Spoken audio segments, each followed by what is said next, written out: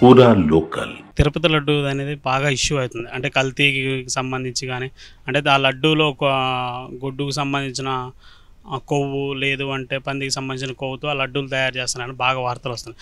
ఇందులో నిజం ఉందంటారు అసలు? ఇప్పుడు తిరుపతి అంటేనే దేశమంతా ఒక గొప్ప పుణ్యక్షేత్రంగా భావించి మనకి ఏ కష్టం వచ్చినా దేవుడు తీరుస్తాడు అన్న ఒక నమ్మకంతో భక్తులు ఎక్కడి నుంచో అంత దూరం ప్రయాణం చేసి వెళ్తున్నారు. అలాంటి టైంలో ఇప్పుడు లడ్డు, తిరుపతి లడ్డు అంటే ఎంతో ఒక గొప్ప ప్రసాదం. అది దాంట్లోనే ఈ కల్తీ పదార్థాలు కలిపి అదే విషంగా మారితే ఇంకా మరి ప్రజలు అలాంటి చోట్లకి సాధారణంగా హోటళ్ళల్లో వాటిల్లో కల్తీ జరిగిందంటేనే అరే ఇట్లా హోటళ్ళల్లో కల్తీ చేస్తున్నారు అంట. అంటే కొన్ని కోట్లాది మంది భక్తులు వెళ్తారు. ఎప్పుడు చూసినా కానీ తిరుమల క్షేత్రం అనేది రద్దీగా ఉంటుంది కదా. మరి ఆ రద్దీ ప్రాంతాల్లో కూడా ఇట్లా కల్తీ జరుగుతుంది అంటే ప్రభుత్వం వాళ్ళు చర్యలు తీసుకోలేకపోయారు దాని మీద?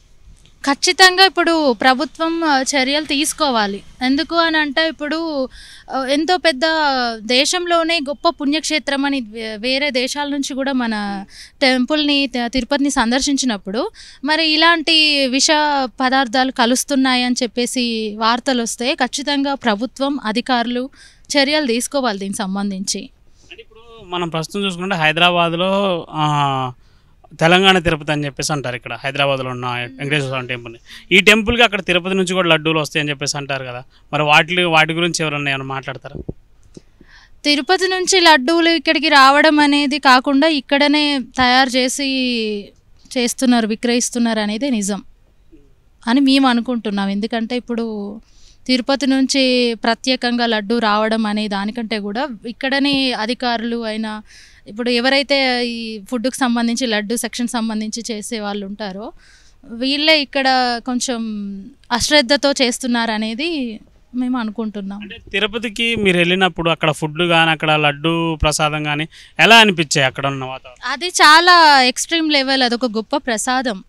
ఇప్పుడు మనం తిరుపతి వెళ్ళకున్నా కూడా మన ఇంటి పక్క వాళ్ళైనా ఎదురింటి వాళ్ళైనా ఒక తిరుపతి ప్రసాదం మన ఇంటికి వచ్చింది అంటే అది స్వయాన తిరుపతి దేవుడే, ఆ వెంకటేశ్వర స్వామి ఆ ప్రసాదం మన ఇంటికి పంపించాడు అని అనుకుంటాం మనం. ఇప్పుడు ఆహారం అనేది ప్రాణానికి సంబంధించింది.